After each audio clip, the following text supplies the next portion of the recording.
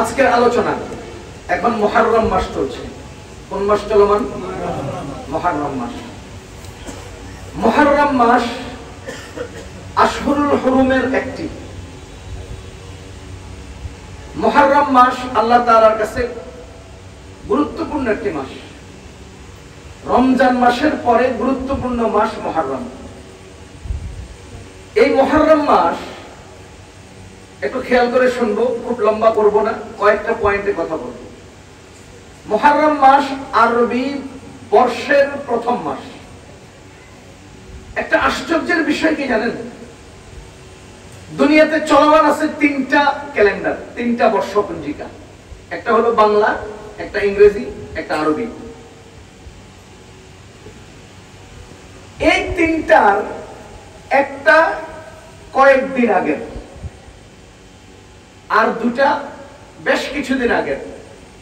একটা পৃথিবীর শুরু থেকে। আবার বলছি, ক্যালেন্ডার আছে কয়টা? একটা হলো বাংলা ক্যালেন্ডার, এটা নতুন, ওই দিনটা তৈরি হয়েছে। একটা হলো আরবি ক্যালেন্ডার, এটা পৃথিবীর সূচনা থেকে চলমান, কিন্তু হিসাব শুরু হয়েছে 1449 বছর আগ থেকে। একটা ইংরেজি ক্যালেন্ডার, এটা হিসাব শুরু হয়েছে 2025 বছর আগ থেকে। ইংরেজি ক্যালেন্ডারের জানুয়ারি ফেব্রুয়ারি 12 মাস, আরবি ক্যালেন্ডারের মুহররম সফর 12 মাস, আর বাংলা ক্যালেন্ডারের বৈশাখ জ্যৈষ্ঠ 12 মাস। খুব খেয়াল করে অঙ্কটা মিলান। ইংরেজি ক্যালেন্ডার আলোচনা আসছে বা গণনা শুরু হয়েছে ঈসা আলাইহিস সালাম থেকে। এজন্য আরবিতে এই বর্ষের আরেক নাম হলো ঈসাই, বাংলায় বলি খ্রিস্টাব্দ। খ্রিস্ট তথা খ্রিস্টানদের যিনি যিশু, যিনি যিশু খ্রিস্ট, ওনার কাছ থেকে এই জন্য খ্রিস্টাব্দ। আচ্ছা, কত বছর আগ থেকে শুরু হয়েছে এটার গণনা? 2025 বছর আগ থেকে। এই জন্য এবছর 2025 সাল। আরেকটা হলো আরবি। আরবি বর্ষ গণনা হয়েছে আজ থেকে প্রায় 1449 বছর আগ থেকে। কারণ আমাদের নবীজি যেদিন হিজরত করেছেন সেদিন থেকে এটার বর্ষ গণনা শুরু। কিন্তু বর্ষ গণনার যে হিসাব নিকাশ, মাসের যে আলোচনা, সপ্তাহের যে গণনা, দিবসের যে গণনা, এটা তো 1400-1450 বছর আগ থেকে না, এটা তো পৃথিবীর সূচনা থেকে। কিন্তু বর্ষ হিসাব শুরু হয়েছে 1450 বছর আগ থেকে, 1450 বছর আগে। পক্ষান্তরে বাংলাটা শুরু হয়েছে কয়েকদিন আগে। এই কয়েকদিন আগে কিভাবে শুরু হলো? একটা পটভূমি আছে। বাদশাহ আকবর ভারতবর্ষের একজন বাদশাহ ছিল। এই বাদশার মাথায় কি এক পাগলামি আসছে। সে সব ধর্মের চামচা আলেমদেরকে একত্র করছে। কি আলেম বললাম? বলেন আবার। চামচা আলেম। সব ধর্মের, শুধু ইসলামী ধর্মের না, হিন্দু ধর্মের চামচা ঠাকুর, খ্রিস্ট ধর্মের চামচা পাদ্রী, ইহুদি ধর্মের চামচা যে লিডার, মুসলিম ধর্মের চামচা আলেম, এদেরকে একত্র করছে। কইরা বলতেছে আপনাদের ধর্মে মজার মজার কি কি বিষয় আছে এগুলো, আপনার ধর্মে মজার মজার কি কোনগুলো আছে, খানা খাওয়ার পরে মিষ্টি খাওয়ার মতো এরকম সুন্নত কোনগুলো আছে না। নিয়ে সে নিজের পক্ষ থেকে নিজেদের অধীনস্থ এই চামচাদেরকে দিয়া একটা নতুন ধর্ম বানাইছে। ধর্মের নাম হলো দ্বীন ইলাহি। ধর্মের নাম দিছে কি? দ্বীন ইলাহি। এবার আপনি আসেন, ইংরেজি ক্যালেন্ডার দুনিয়াবি কার্যক্রম পরিচালনা করে।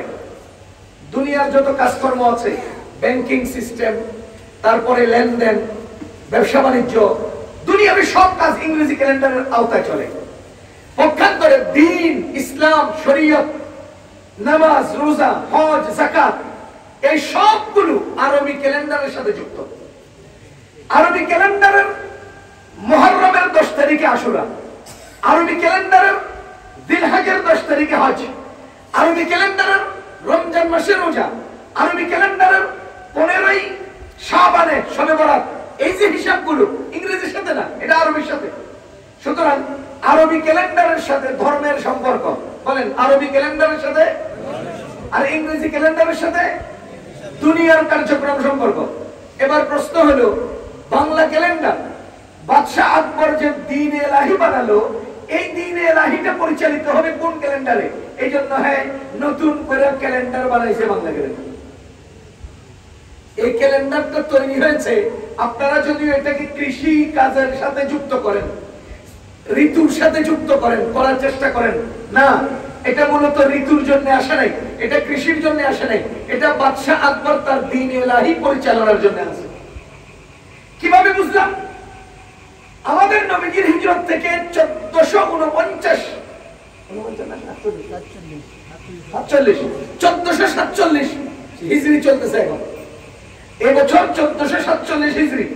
তার মানে নবীজির হিজরত আজ থেকে কতশো বছর আগে? 1447। ঈসা আলাইহিস সালামের পৃথিবীতে ছিলেন কতশো বছর আগে? 2025। এখন আমার প্রশ্ন হলো, বাংলা ক্যালেন্ডারে 1432 কিভাবে হলো?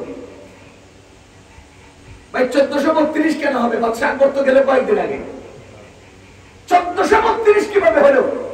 নবীজির হিজরত 1447, ঈসা আলাইহিস সালাম 2025, তাহলে বাংলা ক্যালেন্ডারে 1400 হিসাব কেন আসলো? সে করছে কি জানেন? ইসলাম ধর্ম আর ধর্মে এলাহি মানে দ্বীন এলাহি দুটোটাকে পাশাপাশি রাখছে, রাইখা ইসলাম পরিচালিত হচ্ছে মনে করেন 1447-এ, তো তার বানানো দ্বীন এলাহি এটারও ক্যালেন্ডারের প্রথম বছর হিসেব শুরু করছে 1447। যে বছর এটা বানাইছে ওই বছরের আরবি সন যেটা ছিল বাংলা সন ওইটাই বানানো হয়েছে। এরপরে ঘটনা চক্রে কি হলো? বাংলা সন, বাংলা বছরটা একটু লম্বা, আরবি বছরটা একটু খাটো, তো এই আরবি বছর এগিয়ে এগিয়ে এগিয়ে এগিয়ে 47-এ চলে গেল, বাংলা সন কোথায় রয়ে গেল? 32-এ রয়ে গেল। তা না হলে এটা 1400-এর সাথে যুক্ত কিভাবে হলো? এবার আপনাকে আরেকটা প্রশ্ন জিজ্ঞেস করি, আরবি মাসের বা আরবি বছরের প্রথম মাস কোনটা?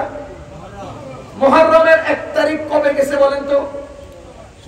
মুহররমের 1 তারিখ কবে যায় আমরা জানি? জানি না। মুহররমের 1 তারিখ কবে আসে জানি না, কবে চলে যায় জানি না। কিন্তু বাংলা প্রথম বৈশাখ কবে আসে জানি কিনা? ইংরেজি প্রথম দিন কবে আসে জানি কিনা? কিরে ভাই, প্রশ্ন হলো, পহেলা জানুয়ারির খবর রাখি, পহেলা বৈশাখের খবর রাখি, পহেলা মুহররমের খবর রাখি না কেন? পহেলা বৈশাখ ধুমধাম আয়োজন হয়, ওই যে কুলের মধ্যে এসো হে বৈশাখ, কেঞ্জির মধ্যে এসো হে বৈশাখ, তারপরে বেলুনের মধ্যে এসো হে বৈশাখ, রাস্তায় রাস্তায় চিকা মারে এসো হে বৈশাখ, কিন্তু এসো হে মুহররম বলে না কেন? পহেলা জানুয়ারি 31st নাইট নাম দিয়ে পালিত হয়, পহেলা বৈশাখ নামে পালিত হয়, মুহররম পালিত হয় না কেন? এর মূল কারণ কি জানেন? এর মূল কারণ হলো মুহররম ধর্মের সাথে সম্পর্ক, আর বৈশাখ ধর্মের সাথে সম্পর্ক নেই, জানুয়ারি ধর্মের সাথে সম্পর্ক নেই। যেখানেই ধর্ম সেখানেই নীতি, যেখানেই ধর্ম সেখানেই হালাল হারাম, যেখানেই ধর্ম সেখানেই নিয়মতান্ত্রিকতা, যেখানেই ধর্ম সেখানেই মন মস্তিষ্ক করে অনুসরণ করা যায় না। যতদরুন পহেলা বৈশাখ পালিত হয়, পহেলা মুহররম পালিত হয় না। যতদরুন পহেলা জানুয়ারি পালিত হয়, পহেলা মুহররম পালিত হয় না। কারণ পহেলা মুহররমের সাথে ধর্মের সম্পর্ক, গার্লফ্রেন্ড নিয়ে ঘোরা যায় না। পহেলা বৈশাখে ধর্ম নেই, এই জন্য আকাম করা যায়। পহেলা মুহররমে কি আছে? ধর্ম আছে। বলেন কি আছে? এই জন্য সেখানে কোন 2 নাম্বারই চলে না, শয়তানরা জমা হয় না, ইবলিসরা একত্র হয় না, জানোয়াররা জমা হয় না। আর পহেলা বৈশাখে অজস্র শয়তান রাস্তাঘাটে দেখা যায়, অজস্র ইবলিস রাস্তাঘাটে দেখা যায়। পহেলা জানুয়ারিতে অজস্র জানোয়ার পাওয়া যায় যারা যাদের সতীত্ব আর চরিত্র ধ্বংস করে, কারণ সেখানে শয়তান হাত দেয় আর শয়তানি করা যায়। পহেলা মুহররমে হয় না কেন? এখানে ধর্মের নিয়মতান্ত্রিকতা আছে, যেখানে ধর্ম আছে পবিত্রতা আছে, ওযু গোসল আছে, হালাল হারাম আছে, গার্লফ্রেন্ড নিয়ে হুন্ডে চলা যায় না, পার্কে গিয়ে আড্ডা দেওয়া যায় না, কারণ ধর্মের নিয়মতান্ত্রিকতা আছে। এবার বলেন তো পহেলা মুহররম শুরু হলো কবে থেকে? হিজরি সন নবীজির হিজরত থেকে। আর পহেলা জানুয়ারির হিসাব নিকাশ শুরু হলো ঈসা আলাইহিস সালাম থেকে। পহেলা বৈশাখ শুরু হলো বাদশাহ আকবর থেকে। বাদশাহ আকবরের দিন এলাহি সম্পর্কে আপনাকে আরেকটা ইতিহাস শোনাই, পটভূমি শোনাই খুব সংক্ষেপ করে। ইসলাম সর্বপ্রথম উদিত হয় মক্কায়, ইসলাম প্রজ্বলিত হয় মদিনায়। বলেন, ইসলাম উদিত হয়, প্রজ্বলিত হয়, এরপরে ছড়িয়ে পড়ে সারা দুনিয়াতে। ইসলাম উদিত হয় মক্কায়, প্রজ্বলিত হয় মদিনায়, সারা দুনিয়া ব্যাপী এটা ছড়িয়ে পড়ে।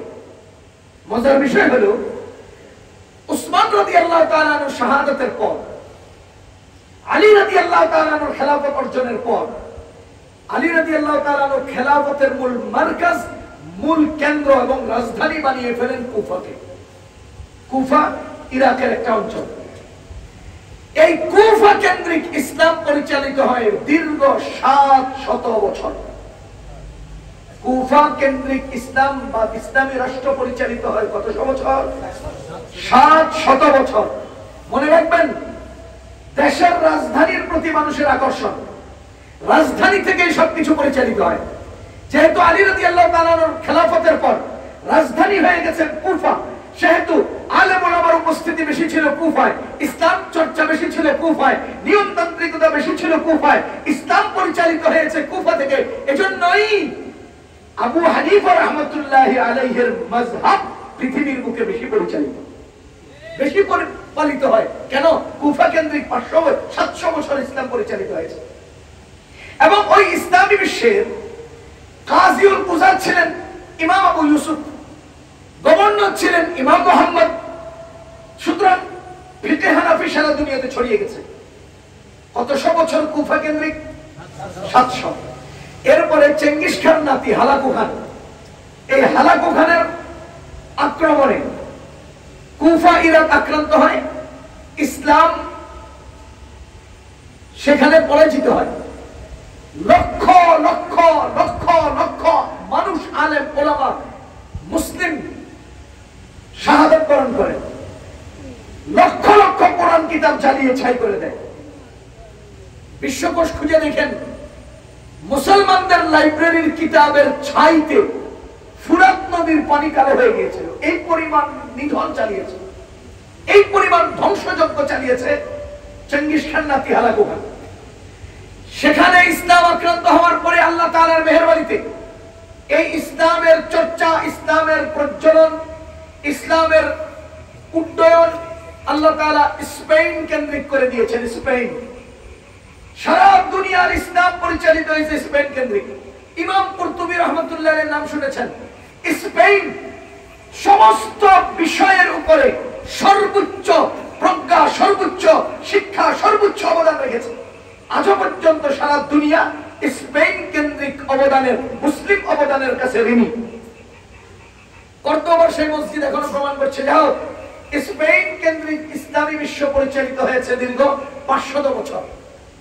এরপরে রাজা ফার্ডিনান্ড রানী ইসাবেলার আক্রমণে, খ্রিস্টানদের চাপে মুসলিমরা মসজিদে এবং ওই জাহাজে আরোহণ করে কেউ আগুনে পড়েছে, কেউ শালীন সমাধিতে পরিণত হয়েছে। স্পেন কেন্দ্রিক মুসলিম উম্মাহ পরাজিত হয়, পর্যদস্ত হয়। কেন হয়েছে? ঐতিহাসিক আলোচনা লম্বা। যখন স্পেন কেন্দ্রিক ইসলাম এইভাবে মুসলিমরা ক্ষতিগ্রস্ত হলো, ঠিক তখনই ভারতবর্ষের বাদশাহ আকবর এই সুযোগে নতুন ধর্মের আবিষ্কার করল। সেই ধর্মের আবিষ্কারের সময় ভারতবর্ষের একজন অন্যতম পুরোধা, অন্যতম মহান পুরুষ ছিলেন, যার নাম ছিল শেখ আহমদ আস-সিরহিন্দি, যাকে আমরা এক নামে চিনি মুজাদ্দিদ আল-ফিসানি রাহমাতুল্লাহি আলাইহি, যার অক্লান্ত মেহনত, দুর্বার আন্দোলন এবং সেই দ্বীন ইলাহির প্রতিবাদ প্রতিরোধের মুখে পড়ে দ্বীন ইলাহি মাটি চাপা পড়ে গেছে। শুধুমাত্র ইতিহাসের বইতে দ্বীন ইলাহির নাম আছে, বাদশাহ আকবরের নাম আছে। আল্লাহর কসম, পৃথিবীর বুকে একটা মানুষও দ্বীন ইলাহির অনুসারী বর্তমান নাই, বুঝে গেছে। এর পেছনে অবদান কার? শেখ আহমদ আস-সিরহিন্দি, মুজাদ্দিদ আল-ফিসানি। মজার বিষয় মনে রাখবেন, এই যে দারুল উলুম দেওবন্দ এবং ভারতবর্ষের উলামায়ে দেওবন্দ এবং দারুল উলুম দেওবন্দের সর্বপ্রথম মহান পুরুষের নাম ছিল মুজাদ্দিদ আল-ফিসানি। দেওবন্দের প্রধান পুরুষ আল্লামা কাসেম নানুতুবি নন। দেওবন্দের প্রধান পুরুষ আল্লামা কাসেম নানুতুবি নন। দেওবন্দের প্রধান পুরুষ শাহ ওলিউল্লাহ মুহাদ্দিস দেহলভী নন। দেওবন্দের প্রধান এবং প্রথম পুরুষ মুজাদ্দিদ আল-ফিসানি। কিন্তু মুজাদ্দিদ আল-ফিসানির এই চেতনাকে লালন করেছেন শাহ ওলিউল্লাহ মুহাদ্দিস দেহলভী। তার এই চেতনাকে লালন করেছেন শাহ আব্দুল আজিজ মুহাদ্দিস দেহলভী। তার এই চেতনাকে লালন করেছেন আল্লামা কাসেম নানুতুবি। দারুল উলুম দেওবন্দ প্রতিষ্ঠার মাধ্যমে মুজাদ্দিদ আল-ফিসানির চেতনা সারা দুনিয়াব্যাপী ছড়িয়ে পড়েছে। তাহলে দেওবন্দের মাসলাক এটা কাসেম নানুতুবি রাহমাতুল্লাহ আলাইহি শুরু নয়, এর পেছনে অবদান আল্লামা শেখ আহমদ সেরহিন্দি। আল্লাহর মেহেরবানিতে ভারতবর্ষে আল্লামা কাসেম নানুতুবি রাহমাতুল্লাহ আলাইহির মাধ্যমে দ্বীন ইলাহির মোকাবেলা যিনি করেছেন, তার চেতনাকে আল্লাহ তাআলা প্রাতিষ্ঠানিক রূপ দিয়ে অজস্র উলামায়ে কেরাম এবং সেই চেতনার লালনকারী অজস্র মুসলিম উম্মাহকে দুনিয়াতে সৃষ্টি করে আল্লাহর কসম করে বলছি, বর্তমান পৃথিবীতে ইসলাম প্রজ্বলিত আছে, ইসলাম উদীয়মান আছে, ইসলাম উদ্দীন আছে দারুল উলুম দেওবন্দ এবং উলামায়ে দেওবন্দের মাধ্যমে। আজকে স্পেন দেখেন বদ্দীনেরা গিলে ফেলেছে, আজকে কুফা দেখেন বেদাতীরা গিলে ফেলেছে, আজকে আরব কান্ট্রিগুলোকে দেখেন সালাফিরা গিলে ফেলেছে।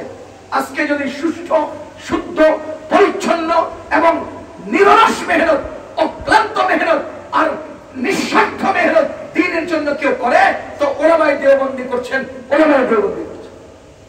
দাওয়াত ও তাবলীগের মেহনতের মাধ্যমে, মাদ্রাসা প্রতিষ্ঠানের মাধ্যমে, দ্বীনি এই সমস্ত মার্কাজগুলো তৈরির মাধ্যমে, ওয়াজ মাহফিলের মাধ্যমে, লেখালেখির মাধ্যমে উলামায়ে দেওবন্দি যে অবদান রাখছেন সারা দুনিয়াব্যাপী আর কেউ রাখছে না। গত ১-১৫০ শতাব্দীতে উলামায়ে দেওবন্দির মতো দ্বীনের মেহনত আর কেউ করছে না। আপনি পাহাড়ের চূড়ায় কেউ নামাজ পড়তেছে, তদন্ত করেন, ভাই তুই এই চেতনা পাইলি কই? ওর খুঁজে খুঁজে পাবেন দেওবন্দের চেতনায়, দাওয়াত ও তাবলীগের মেহনত। চলন্ত বিমানে কেউ যদি নামাজ পড়ে খুঁজে নেন, দেখবেন সেখানে দারুল উলুম দেওবন্দের অবদান। আমি জাপান সফর করেছি, সেখানে অনেক মাদ্রাসা, মসজিদ এবং মার্কাজ তৈরি আছে। সেগুলো কে করেছে? দেওবন্দের উলামায়ে কেরাম, দেওবন্দি ছাত্ররা। আরে আমেরিকা আমি 6 বার সফর করেছি, সেখানে দাওরা ইফতা পর্যন্ত মাদ্রাসা তৈরি হয়েছে। কারা করেছে? দারুল উলুম দেওবন্দের ছাত্ররা। মজার বিষয় হলো আল আজহার ইউনিভার্সিটিতে অনেক ছাত্র আছে, কিন্তু তারা তাদের আল আজহারকে সারা দুনিয়াতে সম্প্রচার করে না, প্রচার করে না এবং তাদের আদর্শকে বিস্তারের চেষ্টা করে না। আর দারুল উলুম দেওবন্দের ছাত্রের ছাত্রের ছাত্রের ছাত্র, কিশোরগঞ্জের জামিয়া ইমদাদিয়া দারুল উলুম দেওবন্দের ছাত্রের ছাত্রের ছাত্র না, কিন্তু জামিয়া ইমদাদিয়া থেকে ফরেক একটা ছাত্র, সে একটা মাদ্রাসা তৈরি করবে, একটা মানুষকে দ্বীনের পথে ডাকবে, তাবলীগে মেহনত করবে, এরপর লেখালেখি করবে, মাহফিল করবে, বয়ান করবে, দ্বীনের পথে মানুষকে আহ্বান করবে, মুসলিম উম্মার সন্তানদেরকে দ্বীন শেখানোর মেহনত করবে। তার মানই হলো ছাত্রের ছাত্রের ছাত্রের ছাত্র দেওবন্দের চেতনাকে, দেওবন্দের আদর্শকে সমাজে প্রতিষ্ঠার মেহনত করে। সুতরাং বাদশাহ আকবরের বানানো এই ক্যালেন্ডার, এটার নাম হলো বাংলা ক্যালেন্ডার। আর এই ক্যালেন্ডারটা ধ্বংস। এখন আমরা এটা প্রচার করি, এটা আমরা মনে রাখি, হয়তো রাখিও না, শুধুমাত্র পয়লা বৈশাখে পান্তা ইলিশ খাওয়ার জন্য মনে রাখি, এছাড়া দুনিয়ার কোথাও এটা চলে না। তাহলে পহেলা মুহররমের সাথে সংযুক্ত প্রথম কথা, পহেলা মুহররম ইসলামী ক্যালেন্ডারের প্রথম মাস, আল্লাহ তাআলার পছন্দের মাস। পহেলা মুহররমে একটা ঐতিহাসিক দিবস আছে, সেই দিবসটাকে বলা হয় আশুরা। কোন তারিখ এটা? 10 মুহররম, 10ই মুহররম। এই দিনে ঐতিহাসিক অনেক ঘটনা আছে। এর মধ্যে একটা ঘটনা হলো এই দিনে হযরত হুসাইন রাদিয়াল্লাহু তাআলা ইন্তেকাল করেছে, শাহাদাত বরণ করেছে। খুব ভালো করে মনে রাখবেন, হুসাইন রাদিয়াল্লাহু তাআলার শাহাদাতের কারণে আশুরার দিনের দাম বাড়ে নাই, বরঞ্চ আশুরার দিনের মতো একটা দামি দিনে হুসাইন রাদিয়াল্লাহু তাআলা শাহাদাত হয়েছে। আপনি বলেন তো, শুক্রবারে কেউ মারা গেলে তার মারা যাওয়ার কারণে শুক্রবার, না শুক্রবারে সে মারা গেছে? বুঝলেন নাই? শুক্রবারের দাম তার মারা যাওয়ার কারণে, নাকি দামি দিনে তার মরণ? তো হুসাইন রাদিয়াল্লাহু তাআলা শাহাদাতের কারণে আশুরা, না আশুরার দিনে হুসাইন রাদিয়াল্লাহু তাআলা শাহাদাত? খুব খেয়াল করেন, এই 1 নাম্বার পয়েন্ট। 2 নাম্বার, আশুরার দিনে মুসলমানদের জন্য রোজা রাখা মুস্তাহাব। বলেন আশুরার দিনে মুসলমানদের জন্য রোজা রাখা মুস্তাহাব। কতদিন পর মুস্তাহাব, কতদিন থেকে মুস্তাহাব? আমাদের নবীজি মক্কা থেকে হিজরত করে যখন মদিনায় গেলেন তখন দেখলেন যে মদিনার ইহুদিরা আশুরার দিনে রোজা রাখে। ও ভাই, মদিনার ইহুদিরা আশুরার দিনে কি রাখে? রোজা রাখে। নবীজি জিজ্ঞেস করেন কি ব্যাপার, এরা রোজা রাখে কেন? তো তারা এটার কারণ বর্ণনা দিছে। কারণ কি বর্ণনা দিল? মুসা আলাইহিস সালাম ফেরাউনের কবল থেকে মুক্তি পেয়েছেন এই দিনে, ফেরাউনের মতো জালিম ধ্বংস হয়েছে এই দিনে, এই জন্য এই দিনে আমরা রোজা রাখি। বলেন তো বাংলাদেশের ফেরাউন ধ্বংস হয়েছে কোন তারিখে? ওই দিন রোজা রাখবেন। ফেরাউনের ধ্বংসের দিন যদি এরা রোজা রাখে, তাই হাসিনার ধ্বংসের দিন, আওয়ামী লীগের ধ্বংসের দিন রোজা রাখা উচিত না? আমাকে আজকে একজন আলেম বলতেছেন, খেয়াল করেন, আজকে একজন আলেম আমার সাথে গাড়িতে আসতেছিলেন, উনি বলেন হাসিনার পতনে আমি 100 রাকাত নফল নামাজ পড়ছি। তাহলে ফেরাউনের ধ্বংসের দিন রোজা রাখা এটা ঐতিহাসিকভাবে সাব্যস্ত। আমাদের দেশের সরকার নাকি 5 আগস্টকে সরকারি ছুটি ঘোষণা দিছে, এটা বাংলাদেশের ফ্যাসিস্ট মুক্ত দিবস। তাই এই দিবসে আপনি ঢোল বাজায়েন না, রোজা রেখেন, কিছু আমল করেন, খুশিতে একটু মিষ্টি টিষ্টি খাওয়াইন, আর আওয়ামী লীগ লাগো নাকের সামনে নিয়ে খাওয়াবেন, দেখ তখন মরণে খাইতেছি দেখে দেখে খাওয়াবেন। আজীবন কইছি বেশি উড়িস না, তোকে লেগে মায়া হয়। কি কর? কোরআন শরীফের সূরা বাকারার 79, 80, 81 নম্বর আয়াত, ওয়াইদ আখাযনা মিসাকাকুম লা তাসফিকুনা দিমাআকুম ওয়া লা তুখরিজুনা আনফুসাকুম মিন দিয়ারিকুম। আল্লাহ তাআলা বলেন আমি ওয়াদা দিছি তোমরা কাউকে কারো রক্তপাত ঘটাইবা না, কাউকে মারবা না। 2 নম্বর, কারো বাসস্থান থেকে তাদেরকে উৎখাত করবা না। কয়টা ওয়াদা? 1 নম্বর বলেন কারো রক্ত ঝরাইবা না। 2 নম্বর, কারো বাসস্থান থেকে তাদেরকে উৎখাত করবা না। কথা বলেন, বলেন গত 15 বছর মানুষ মারছিল কিনা? দুর্বল মানুষদেরকে তাদের জায়গা থেকে উৎখাত করেছিল কিনা? পরের আয়াতে আল্লাহ তাআলা কি বলেন? উলাইকা লাহুম খিজয়ুন ফিল হায়াতিদ দুনিয়া, যারা এমন ভাবে মানুষ মারবে এবং মানুষকে তাদের জমিন থেকে তাদের বাসস্থান থেকে উৎখাত করবে, তাদের পরিণতি হলো দুনিয়ার জীবনে তাদের জন্য লাঞ্ছনা। এজন্যই আপনাদের দেশের আওয়ামী লীগের বড় বড় লিডারদের হাজার হাজার কোটি টাকার বাগান বাড়িগুলোর দিকে এখন কেউ পেশাবও করে না। লাঞ্ছনা, এটা লাঞ্ছনার উদাহরণ হিসেবে দুনিয়াতে বেঁচে থাকবে।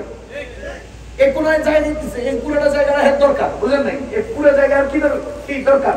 ওই ওখানে একটু জায়গা কিনছে, এখান দিয়ে আরেকটু কিনেছে, এখান দিয়ে আরেকটু কিনছে, এই জায়গার মধ্যে 5-7টা পরিবার থাকে। এবার এই বেটা এসে করতেছে, বেটা এখানে আমার জায়গা, ওখানে আমার জায়গা, এখানে আমার জায়গা, তোর জায়গা দিবি না উঠবি নাকি উঠে দিব? এমনি করে ঠেলে ঠেলে মানুষকে উৎখাত করে নাই? এখন পরিণতি কি? এখন পাবলিকে এদের ওই বাগান বাড়ির দিকে ঢিলাও করতে চায় না। কথা বুঝতেছেন? এবারে দেখায় 5 তারিখে খাবেন, মিষ্টি খাবেন, রোজা রাখবেন, নফল নামাজ পড়বেন। 5 আগস্টে ফেরাউনের পতন কোরআন শরীফে স্পষ্ট আছে, ওয়াগরাকনা আলা ফিরাউন ওয়া আনজাইনাকুম, ফেরাউনের গোষ্ঠীকে আমি ডুবাইয়া তোমাদেরকে মুক্তি দিছি। 5 আগস্টে ফেরাউনের ডুবাইয়া বাংলাদেশের জনগণের আল্লাহ মুক্তি দিয়েছে। এটা ঐতিহাসিক। ফেরাউন নিজেকে খোদা দাবি করেছে, আনা রাব্বুকুমুল আলা। এখানে ওলামায়ে কেরাম আছেন, দেখেন আমার এই তাকবীরটা মিলে কিনা। ফেরাউন নিজেকে লফজান দাবি করেছে আমি রব। ফেরাউন নিজেকে লফজান শাব্দিকভাবে দাবি করেছে আমি রব, তোমাদের বড় রব। সুবহানা রাব্বিয়াল আলা, সিজদার মধ্যে আমরা কি পড়ি? সুবহানা রাব্বিয়াল আলা। আর ফেরাউন নিজেরে কয় আনা রাব্বুকুমুল আলা, যেটা আমি আমার রবকে বলি, হ্যাঁ নিজেরে এটা কয়। বুঝেন এত কত বড় অহংকারী। আর আপনাকে হাসিনে কি কয়? আমার বোন বলতেছে আমি 18 কোটি মানুষকে খাওয়াইতে পারলে 10 লাখ রোহিঙ্গারে খাওয়াইতে পারবো না কেন? এর অর্থ কি দাঁড়াইলো? 18 কোটি মানুষেরাই খাওয়ায়। আরে কথা কয়, যে লোকে নিজের পেশাব কন্ট্রোল করতে পারে না, হ্যাঁ 18 কোটি মানুষেরাই খাওয়ায়। ফেরাউন লফজান রব দাবি করেছে, আর হাসিনা মানান রব দাবি করেছে। এবং সে বলেছে পৃথিবীর কেউ আওয়ামী লীগকে উৎখাত করে এমন নাই। তখনই আল্লাহ তাআলা উৎখাত করেছে, এক মস্ত বড় সুপার পাওয়ার তৈরি করে দিয়েছে, যে পাওয়ারে রাতারাতি, আরে না রাতারাতি না, জোহরের আযান দিছে মুয়াজ্জিন সাহেব, ইমাম সাহেব আসসালামু আলাইকুম আসসালামু আলাইকুম ফেরানোর আগে শেষ। ঠিক কতক্ষণ মুয়াজ্জিনে জোহরের আযান দিয়েছে আর ইমাম সাহেব আসসালামু আলাইকুম বলে নামাজ শেষ করার আগে শেষ না। এক মস্ত বড় পাওয়ারফুল শক্তি তাদেরকে উৎখাত করে। যাহা হোক, আমাদের নবীজি মদিনা শরীফ গিয়ে দেখেন ইহুদিরা রোজা রাখে। নবীজি জিজ্ঞেস করেন তারা কেন রোজা রাখে? তারা বলে মুসা আলাইহিস সালাম এই দিনে মুক্তি পেয়েছেন, বনি ইসরাইল এই দিনে মুক্তি পেয়েছেন, ফেরাউন এই দিনে ধ্বংস হয়েছে, এজন্য আমরা রোজা রাখি। আমাদের নবীজি বলেন শোনো, এই উদ্দেশ্যে যদি রোজা রাখতে হয় তবে এই দিনের রোজা রাখতে আমরাও তো হকদার। আরে মুসা আলাইহিস সালামের মুক্তির কারণে যদি রোজা রাখতে হয় আমরাও তো সেই দিনে রোজা রাখতে পারি। সুতরাং তোমরাও আগামী বছর থেকে এই দিনে রোজা রাখবা। তবে মনে রাখো, কোন ইহুদির সাথে মুসলমান কোন কর্মে, কোন বর্ণে, কোন আকৃতিতে সামঞ্জস্যতা রাখার সুযোগ নাই। এজন্য তোমরা আশুরার আগের দিন অথবা আশুরার পরের দিন, নবীজি বিশেষভাবে আশুরার আগের দিনের কথা বলেছেন, এই আগের দিন একদিন মিলিয়ে 2 দিন রাখবা, যাতে করে ইহুদিদের আমলের সাথে আমাদের আমল মিলে না যায়। ও মুসলমান, ভালো করে বুঝেন, ইহুদিদের আমলের সাথে মুসলমান আমলও মিলতে পারে না, ইহুদিদের ইবাদতের সাথে মুসলমানের ইবাদতও মিলতে পারে না, ইহুদিদের কালচারের সাথে মুসলমানদের কালচার মিলা যায়। আমার আল্লাহ বলেন, ইয়া আইয়ুহাল্লাযীনা আমানু লা তাত্তাখিযুল ইয়াহুদা ওয়ান নাসারা আউলিয়া। হে ঈমানদার বান্দারা, তোমরা ইহুদি এবং খ্রিস্টানদেরকে বন্ধু বানাইও না, ইহুদি খ্রিস্টানদের আকৃতি ধারণ করো না, ইহুদি খ্রিস্টানদের গলিতে গলিতে চলো না, ইহুদি খ্রিস্টানদের চিন্তা চেতনা লালন করো না। আমার আল্লাহ বলেন, উলামবাদুহুম আউলিয়া বাদ, তারা এক গ্রুপ অন্য গ্রুপের বন্ধু। এজন্য ইরান আর ইসরায়েলে যখন যুদ্ধ লাগে, আমেরিকা সুপার পাওয়ার, আমেরিকা বড় সাহেব, তিনি এইসব মীমাংসা করে না, বরঞ্চ বাদুহুম আউলিয়া বাদ, ইহুদি খ্রিস্টান ভাই ভাই, এক গ্রুপ অন্য গ্রুপের বন্ধু। কোনো কথাবার্তা ছাড়াই তারা ইরানের উপর আক্রমণ করে। কিরে মিয়া, দুইজনের ঝগড়া লাগলে বড় সাহেব সমাধান করে। ইসরায়েল ইরানের ঝগড়া লাগছে, আমেরিকা থাম, যুদ্ধবিরতি, তুই মারস কেন, এরপরে যুদ্ধবিরতি করস কেন? বুঝছি তোর ল্যান্সা সোজা হয়ে গেছে। এমন মারা মারছে গো। ও মুসলমান, ভালো করে বুঝেন, আমাদের আল্লাহ বলেন, ওয়া মান ইয়াতাওয়াল্লাহুম মিনকুম ফাইন্নাহু মিনহুম, যেই ব্যক্তি তাদের আকৃতি ধারণ করবে, তাদেরকে বন্ধু বানাবে, ওই ব্যক্তিকে তাদের দলের অন্তর্ভুক্ত গণ্য করা হবে। সুতরাং যার অন্তরে ইহুদ প্রীতি আছে সে মুসলমান হতে পারে না। জোরে বলেন, যাদের প্রতি, যাদের অন্তরে ইহুদি প্রেম আছে তারা মুসলমান হতে পারে না। এবার বলেন তো, ইসরায়েলের পক্ষ নিয়েছে কে? পক্ষ নিয়েছে কে? ভারতে। সুতরাং বাংলাদেশের যে মুসলমানের অন্তরে ভারত প্রীতি আছে সেও মুসলমান হতে পারে না। তুমি গরুর গোশত খাও, ইমাম সাহেবের গরুর গোশত কিনতে গেছে, হুজুরে পায় না, ওই বেটা সব কিনে ফেলছে, এ বেটা কেডা? হ্যাঁ, ভারত প্রেমিক। তুই গরুর গোশত খোর হইতে পারোস, ইমানদার হতে পারোস না। ইয়াতাওয়াল্লাহুম মিনকুম ফাইন্নাহু মিনহুম, যারা ইহুদিদেরকে বন্ধু বানিয়েছো তোমরা ইমানদার হতে পারো নাই, ফাইন্নাহু মিনহুম, তুমি তাদেরই দলের অন্তর্ভুক্ত। আমাদের আল্লাহ বলেন, মুসলমানের কোন বন্ধু কোন কাফের হতে পারে না। ও দুনিয়ার মানুষ, ভালো করে বুঝেন, আপনি যদি আপনার অস্তিত্বকেও তাদের জন্য কোরবান করেন তাদের মন পাবেন না, আপনি যদি আপনার দেশটাকেও তাদের পায়ে অর্পণ করেন আপনারা তাদের মন পাবেন না, দুনিয়ার 1000 কোটি ইলিশ মাছও যদি তাদেরকে খাওয়ান তাদের মন পাবেন না। আমার আল্লাহ বলেন, ওয়া মান ইয়াতাওয়াল্লাহুম মিনকুম, আমার আল্লাহ বলেন, লাউ আনফাকতা মা ফিল আরদি জামিআ, সারা দুনিয়ার সব কিছু যদি তুমি খরচ করো, মা আল্লাফতা বাইনা কুলুবিহিম, তাদের মন তুমি পাইবা না। কেন পাইবা না? লাতাজিদান্না আশাদ্দান নাসি আদাওয়াতান লিল্লাযিনা আমানুল ইয়াহুদা ওয়াল্লাযিনা আশরাকু, যারা ইহুদি, যারা মুশরিক, তারাই মুসলমানদেরকে সবচেয়ে বড় শত্রু মনে করে। তুমি তাদেরকে ইলিশ মাছ খাওয়াও আর কবুতরের গোশত খাওয়াও, তারা 1 মিনিটের জন্য তোমাকে বন্ধু মনে করবে না। আমার আল্লাহ বলেন তারা তাদের অন্তরে তোমাদেরকে শত্রু লালন করে। সুতরাং কোন মুসলমান কাফেরদের সাথে বন্ধুত্ব করতে পারে? আমার আল্লাহ বলেন সূরা তাওবার আয়াত, আম হাসিবতুম আন তুতরাকু ওয়ালাম্মা ইয়ালামিল্লাহু আল্লাযীনা জাহাদু মিনকুম ওয়ালাম ইয়াত্তাখিযু মিন দুনিল্লাহি ওয়ালা রাসূলিহি ওয়ালাল মুমিনিনা ওয়ালিজা। তোমরা কি মনে করছো তোমাদেরকে ছেড়ে দেওয়া হবে যতক্ষণ না আল্লাহ তদন্ত করবেন কে তোমরা আল্লাহকে, রাসূলকে এবং ঈমানদারকে বন্ধু বানিয়েছো, না এর বাইরে অন্য কাউকে অন্তরে জায়গা দিয়েছো? যতক্ষণ এটা তদন্ত না হবে ততক্ষণ তোমাদেরকে ছাড় দেওয়া হবে না। তুমি কাফেরদের সাথে বন্ধুত্ব কেন করেছো? ইজ্জত পাওয়ার আশায়। আমার আল্লাহ বলেন আল্লাযীনা ইয়াত্তাখিযুনাল কাফিরিনা আউলিয়া মিন দুনিল মুমিনিন, যারা মুমিনদেরকে বাদ দিয়ে কাফেরদেরকে ওলি বানায়, যারা মুমিনদেরকে বাদ দিয়ে কাফেরদেরকে বন্ধু বানায়। আল্লাযীনা ইয়াত্তাখিযুনাল কাফিরিনা, যারা কাফেরদেরকে গ্রহণ করে, আউলিয়া বন্ধু মিন দুনিল মুমিনিন, মুমিনদেরকে বাদ দিয়া। কেন কেন? তারা ইজ্জতের খোঁজে। তাদের কাছে ঘুষ মারলে মনে হয় ইজ্জতওয়ালা হবে, তাদের দিল্লিতে খোঁচা মারলে মনে হয় ইজ্জতওয়ালা হবে, ইসরায়েলে সালাম করলে মনে হয় ইজ্জতওয়ালা হবে, আমেরিকারে সালাম করলে মনে হয় ইজ্জতওয়ালা হবে। আমার আল্লাহ বলেন আয়াবতাগুনা ইনদাহুমুল ইজ্জা, আরে তাদের দুয়ার খটখটাইয়ে তুমি কি ইজ্জত পাওয়ার আশা করছো? ফা ইন্নাল ইজ্জাতা লিল্লাহি জামিআ, ইজ্জতের সব আইটেমের মালিক কে? বলেন সমস্ত ইজ্জতের মালিক আল্লাহ। আল্লাহ আল্লাহ ছাড়া আর কারো কাছে ইজ্জত নাই। ফাইনাল ইজ্জাতা লিল্লাহি জামিআ, জামিআ জামিআ মানে কি? সব আইটেমের সব ইজ্জত। ইজ্জতের আইটেম ভিন্ন।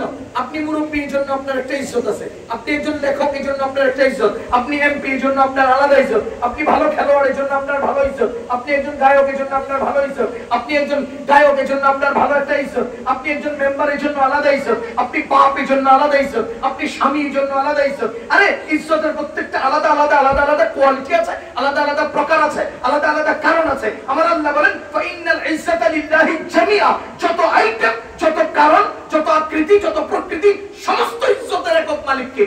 আল্লাহ। সুতরাং ইজ্জত দিবেন কে? আল্লাহ। তো তুমি তাদের কাছে বন্ধুত্ব করছো কেন? ইজ্জতের আশায়। তুমি তাদেরকে বন্ধু বানাইছো কেন?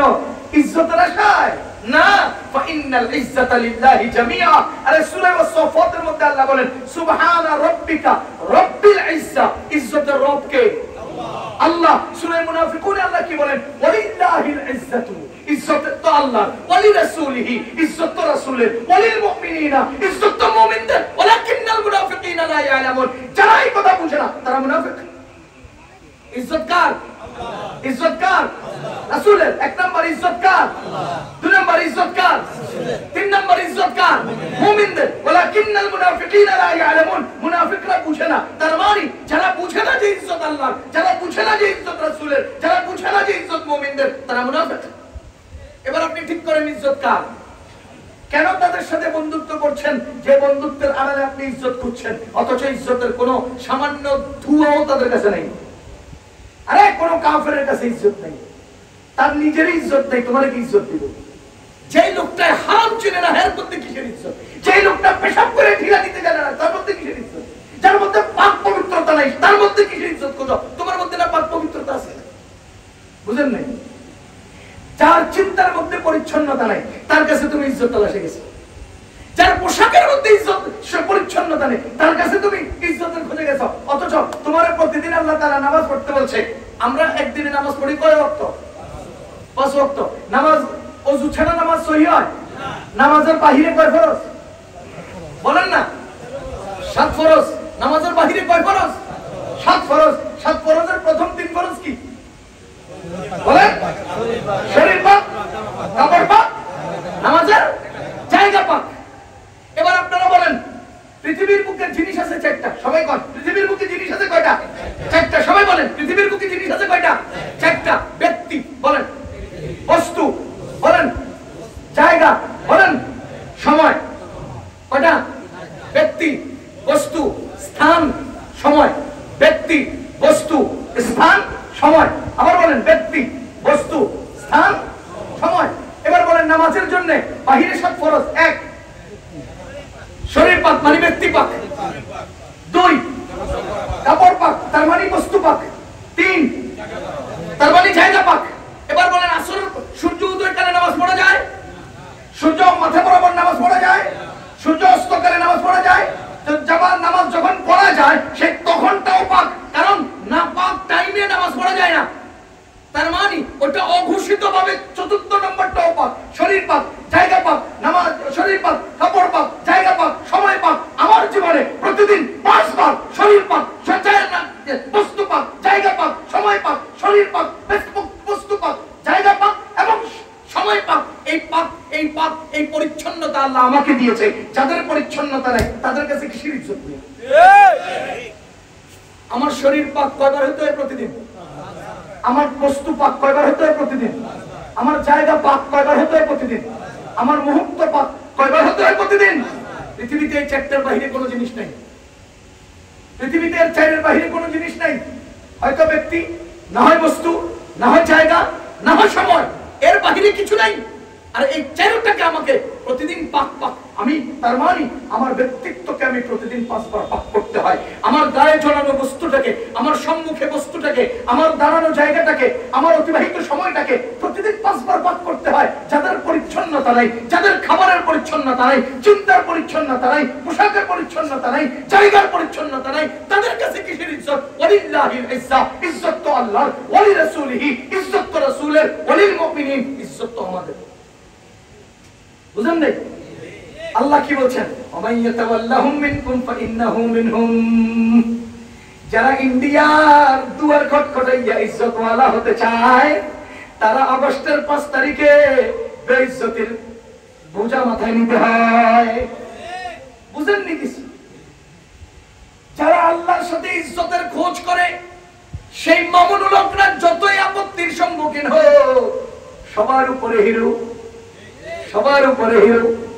ও মুসলমান, আমি আরেকটা জরিপ আপনাদেরকে শোনাই। ইজ্জত 2 দিক থেকে উঠে, ইজ্জত 2 দিক থেকে আসে। বলেন ইজ্জত কয় দিক থেকে আসে? 1 নাম্বার উপর দিক থেকে, 2 নাম্বার নিচের দিক থেকে। বলেন ইজ্জত কয় দিক থেকে আসে? 1 2। উপর দিক থেকে আসা ইজ্জত অনন্তকাল বেঁচে থাকে। নিচের দিক থেকে উঠা ইজ্জত 2 দিন পরে আবার হারিয়ে যায়। উদাহরণ দিলে বুঝবেন। ইমাম আবু হানিফা রাহমাতুল্লাহির নাম আপনারা জানেন? কেমন জানেন? কেমন ছিলেন? মনে হয় যেন ওনার কিতাব পড়তে পড়তে ক্বালা আবু হানিফা, ক্বালা আবু হানিফা, ক্বালা আবু হানিফা, এই মাসআলায় আবু হানিফার কওলে, এই মাসআলায় আবু হানিফার কওলে, এটা পড়তে পড়তে কেমন যেন আমার সরাসরি উস্তাদের মতো মনে হয়। ইমাম আবু হানিফা রাহমাতুল্লাহি আমার কাছে কেমন পরিচিত? মনে হয় যেন আমার উস্তাদ। এই যে আমি চিঠি এই যে দেখছি। কিন্তু আপনি বলেন তো আজ থেকে 1300 বছর আগে দুনিয়া থেকে চলে গেছেন না? বলেন চলে গেছেন না?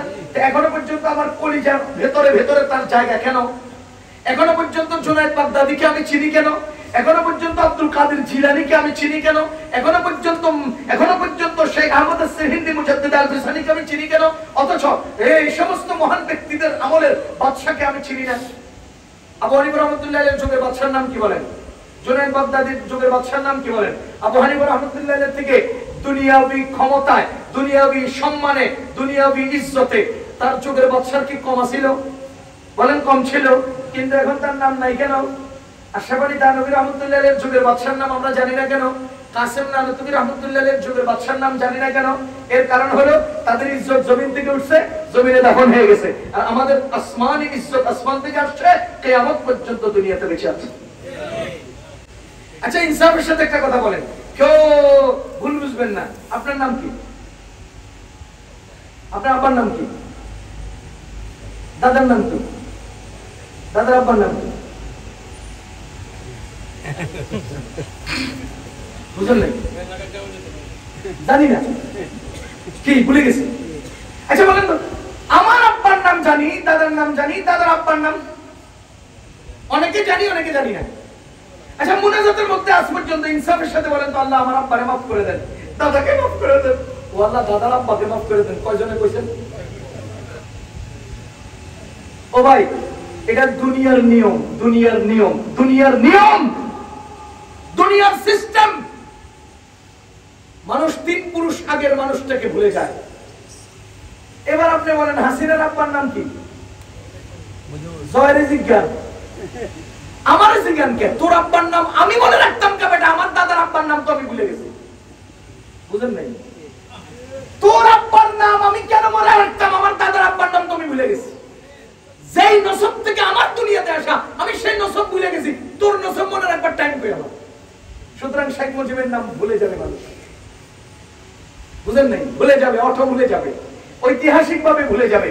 কোটি কোটি ফেরাউন দুনিয়াতে আসছে গেছে, মানুষ মনে রাখে নাই। কোরআনে ফেরাউনের নাম না থাকলে ফেরাউন আমরা চিনতাম না। সুতরাং দুনিয়ার ইজ্জত লইয়া বেশি লাফাইও না, দুনিয়ার ইজ্জত ইজ্জত মনে করিও না। এই যে রাস্তা আছে না এখান দিয়া, আপনাদের এলাকার চেয়ারম্যান সাহেব রাস্তার মধ্যে লিপস্টিক লাগাইছে। কি লাগাইছে? কোন নামে?